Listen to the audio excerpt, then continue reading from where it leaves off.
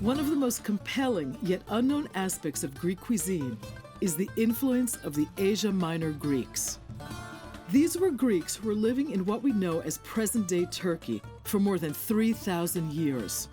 When they arrived in mainland Greece almost a century ago, they brought with them their two main loves, music and food. With dishes like pita quesadillas, they're oozing that delicious flavor. I love it. This was Sundays as a kid. Suaka smirneica. This is so rich. I'm in vegetable heaven.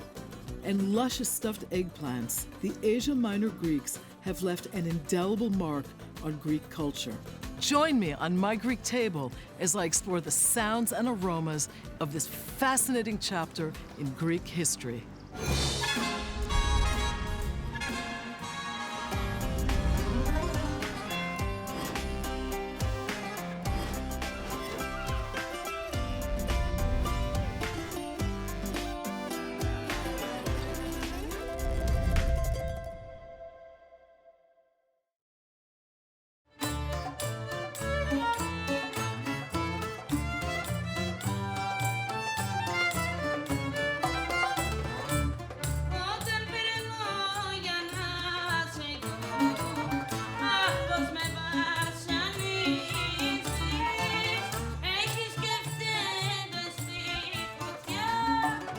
For Greece and Greeks, the Asia Minor catastrophe was one of the most momentous historical events of the 20th century. Greeks had lived in Asia Minor since the 9th century BC. But 3 years of fighting for control after World War I brought an end to it. Given control of the port of Smyrna by the French and British in 1919, the Greek army went too far in trying to claim the interior.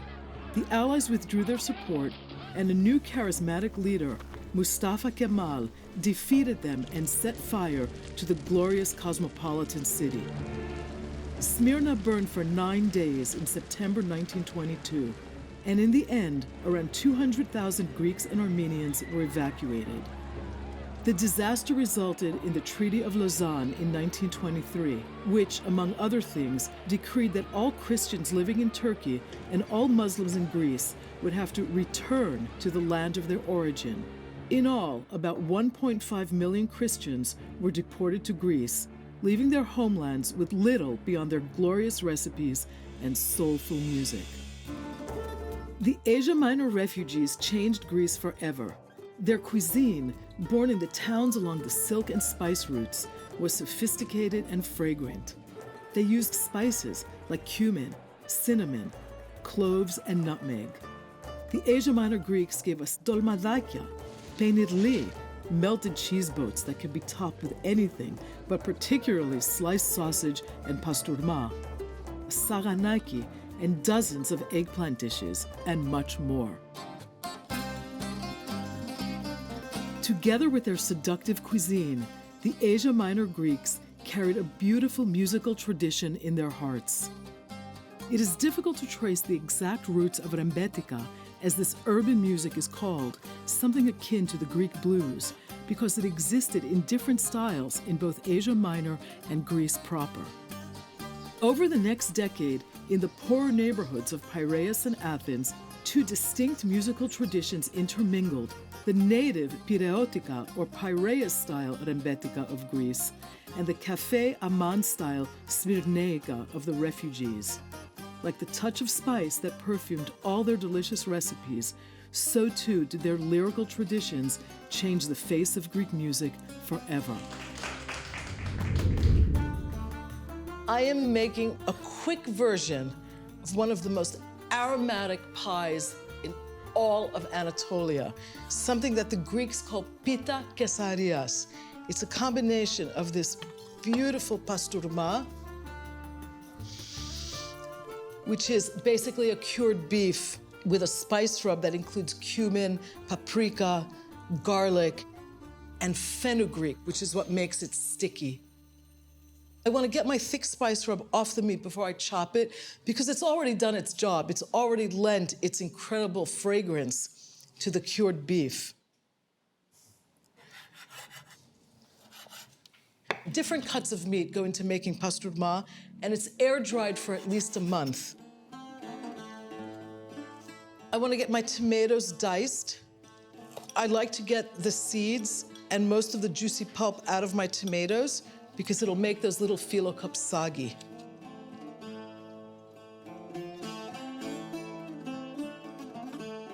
This pie is found all over Greece today. It was brought into the country in 1922 and 23 when the Greeks and the Armenians emigrated as refugees, basically, from Asia Minor to other parts of the world, and many of them settled here. And as we've seen and will continue to see, they really did change the aromas of Greek cuisine. And this is one of them, all these wonderful spices. Remember, these people were living along the silk routes and along the spice routes, and they brought the whole palette of spices and aromas from all over the East. My caseri cheese goes in next. This is one of the most popular table cheeses in all of Greece. It's a very mild sheep or sheep and goat's milk cheese. And it's one of the great cheeses to cook with because it melts really beautifully. I don't need to add any spices to this because the pastırma is so flavorful. But I will add an egg whisked with a little bit of milk to help hold the filling together.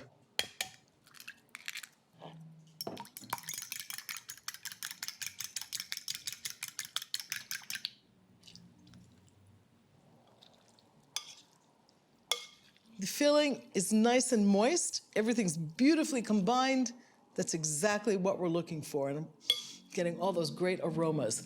I'm ready to fill my mini phyllo shells. And I like to use pre-baked.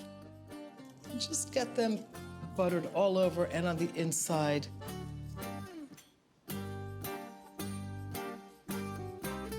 Time to fill them.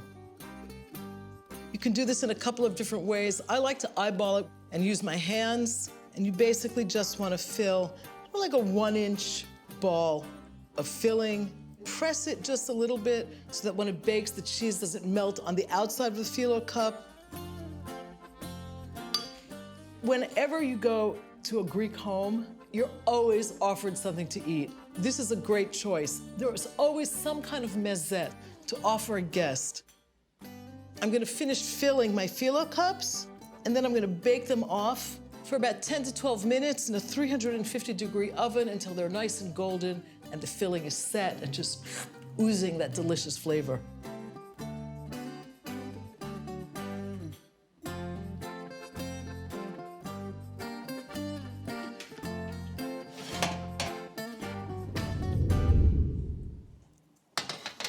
It smells amazing.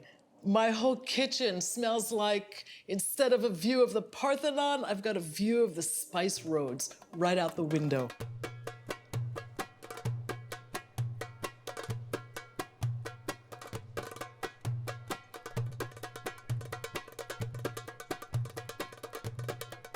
I like to sprinkle a little fresh chive right over the top for some color, to brighten them up a little bit.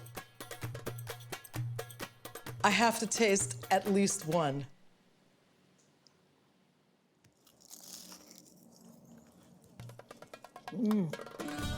This is so surprising. It's so meaty for something so delicate and small.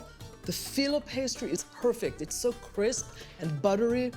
I'm getting all those wonderful spices from the East in the pastırma. There really is a whole world of flavors just in these little phyllo cups. They're great. Finish the rest of it.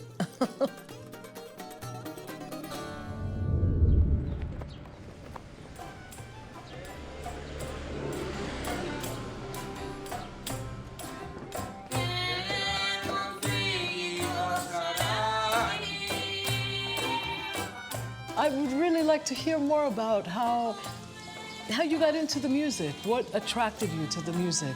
The first thing that I love in this music was all the memories of my family. The pictures, the smells, the foods.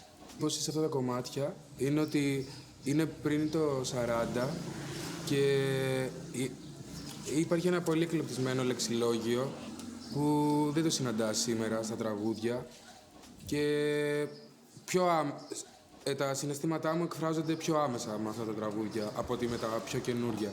Sometimes we call rembetika the Greek blues. Ναι. So I want to ask you a little bit about the emotional content. You know, what are the songs about? Μιλάνε βασικά για τον έρωτα, μιλάνε για το θάνατο, μιλάνε για το φαγητό. Πολλά τραγούδια και παρομοιάζουν μια ωραία γυναίκα με ένα ωραίο φαΐ. I like that. Μιλάνε για την εξορία, μιλάνε για την προσφυγιά, για την ξενιτιά, μιλάνε για δολοφονίες, μιλάνε για πράγματα που γίνονται στην καθημερινή ζωή. Πώς, δηλαδή, γιατί τόσα τραγούδια μιλάνε για το φαγητό, για την ομορφιά του φαγητού, για την νοστιμιά, για τη γυναίκα που την παρομοιάζουν. Η διαδικασία του στρώνω ένα τραπέζι για να φάω δεν ήταν μηχανικό, στρώνω να φάω και να φύγω. Είχαν ιεροτελεστία πάνω σε αυτό. Δηλαδή, το φαΐ και το ότι στρώνουμε το τραπέζι ήταν φοβερά ευγνώμων όλοι τους ότι είχαν τη δυνατότητα να κάτσουν οικογενειακά και να έχουν ένα τραπέζι με 1002 καλούδια. Τους ήταν αδιανόητο ότι το κολατσό τους θα ήταν ψωμί με τυρί. Αν σε προσκαλούσα σπίτι μου για να σου κάνω το τραπέζι, θα ήταν προσβολή να σου βγάλω ένα φαγητό. Σημαίνει ότι δεν έχω κάνει κάτι για σένα, για να σου δείξω την αγάπη μου. Και γι' αυτό υπήρχαν πάντα ποικιλίες πολλές στα τραπέζια τους, ακόμα και τώρα. Of all the great dishes that made their way into the mainland Greek kitchen with the arrival of the Asia Minor Greeks, for me, none is more emblematic than Suaka Smirneica. Little meatball sausages from Smyrna, flavored with cumin, allspice, nutmeg, a little bit of cinnamon. It's one of my favorite Greek dishes. Every single one of my friends whose ancestry is from that part of the world has a story about their grandmother making the absolute best Suaka Smirneica. I just want to warm a little olive oil to make the tomato sauce that goes with the Suaka. Chop up a little garlic. I'm going to use 1 clove in my tomato sauce and 1 clove in the meatball mixture. My garlic is chopped. That's going in with the onions to soften up. And I'm just about ready to add my tomatoes. I like to use Santorini tomatoes, but you can use any good plum tomato. I just want to stir this up. You can break them up a little bit with the back of a spoon. I like to leave them a little bit chunky because I like the way that looks in the final dish. As soon as the sauce starts to simmer, add the red wine. And as soon as that comes to a boil, I'm gonna add the rest of my ingredients, lower the heat. All the grandmothers I know who talk about this dish always tell me you add a little bit of sugar to the tomato sauce. It doesn't make the sauce sweet, it just balances out the acid in the tomatoes. Some salt and pepper. I like to add a pinch of what we call in Greek bukovo, dried hot pepper flakes. I also add a little bit of cumin, which is the telltale characteristic flavor in the Suaka Smirneica. I'm going to let this simmer for a few minutes while I get started on my meatball sausages. The first thing that goes into my meatball mixture is chopped onion. The garlic goes in next.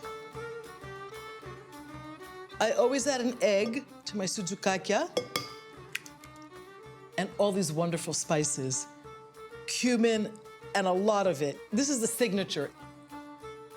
A little bit of cinnamon,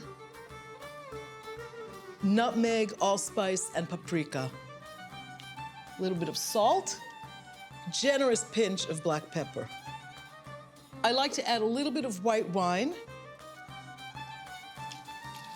You want the meatballs to be firm to hold their shape, but also to be tender and juicy. I always use a little bit of breadcrumb, but I'm eyeballing it here. I'm just gonna heat my olive oil. I want it to be nice and hot when I add the suzukakia to brown them.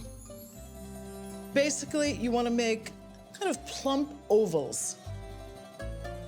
I always lightly dredge the meatballs in a little bit of flour, give them a nice crust to seal in all those juices.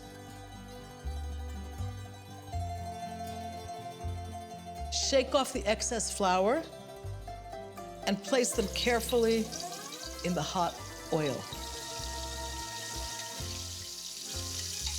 We're just looking to brown them, not cook them through. These are looking nice and browned. I'm just gonna drain them on paper towels before adding all my meatballs to this lovely sauce. I'm gonna add a little bit of butter to my tomato sauce, just to help thicken it up and give it a little bit of creaminess. And now I'm going to add the meatballs to my sauce. I'm gonna let the suzukakia simmer covered in this lovely tomato sauce for about a half hour, 40 minutes, until all the flavor is beautifully blended. And then I'm gonna serve it with a little rice in my grandmother's plate.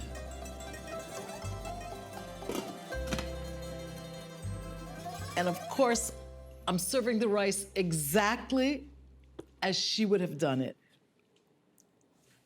in a retro rice mold.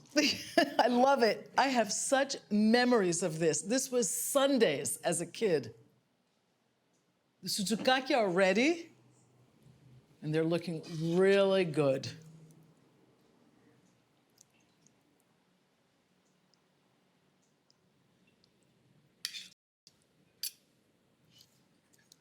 I can't wait. I love suzukakia smirneka.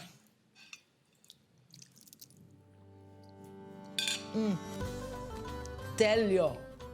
That's Greek for perfect. It is so delicious. The flavors of the East, the way that this dish took root here, it's out of this world. I like to drink a little wine with it. This is an Agorgitiko from Nemea. It's just a really nice, easy wine to drink, soft tannins. It really works nicely with all the spices in this luscious meatball dish. Isigian.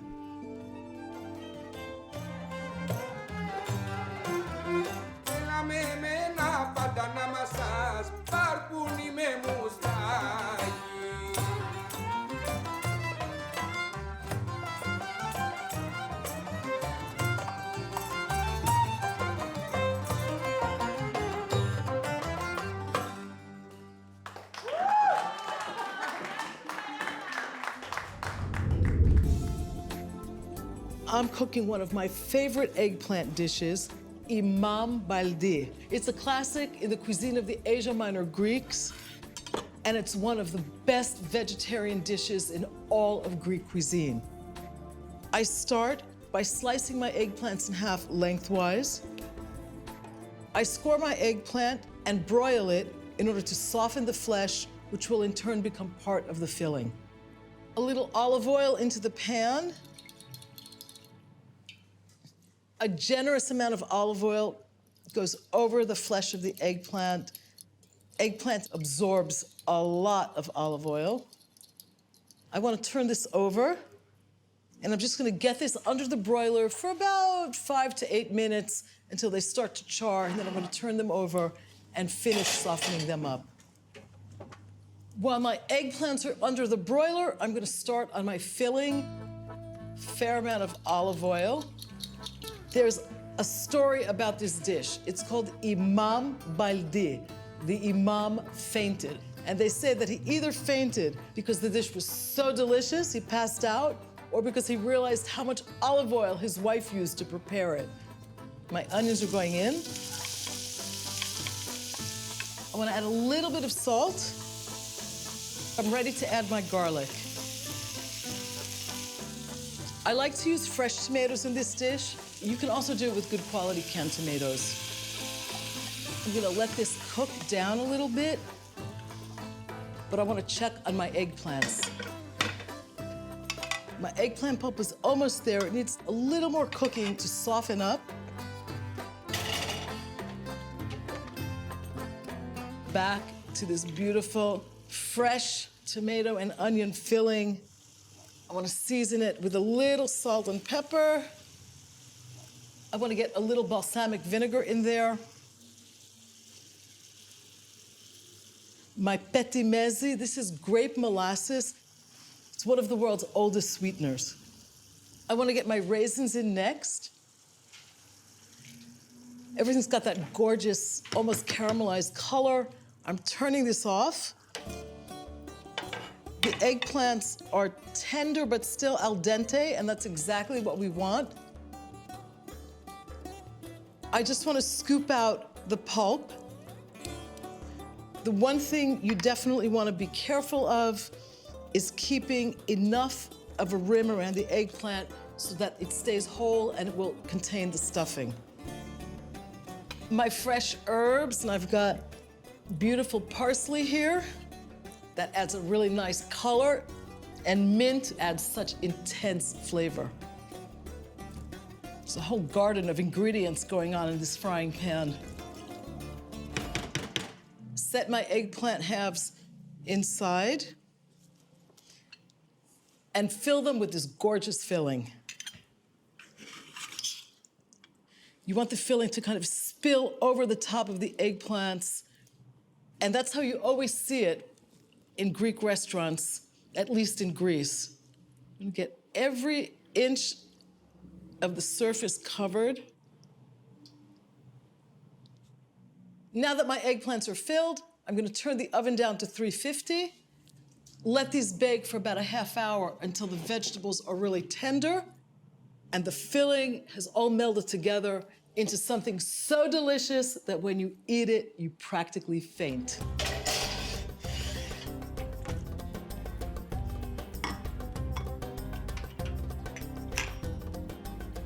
This smells great. It looks great. I cannot wait to taste a whole piece of Imambouli.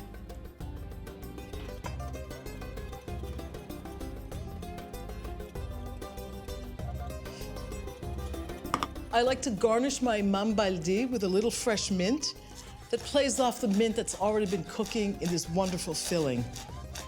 I like to serve my Imambouli with a little Greek yogurt.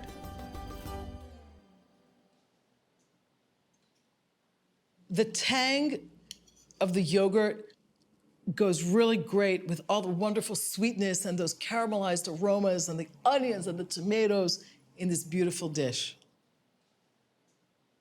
And last but not least, because in addition to being one of the great vegetable dishes of Greece, this is also considered one of the great lavera, olive oil-based dishes. Remember, the Imam fainted because of all the olive oil his wife put in this.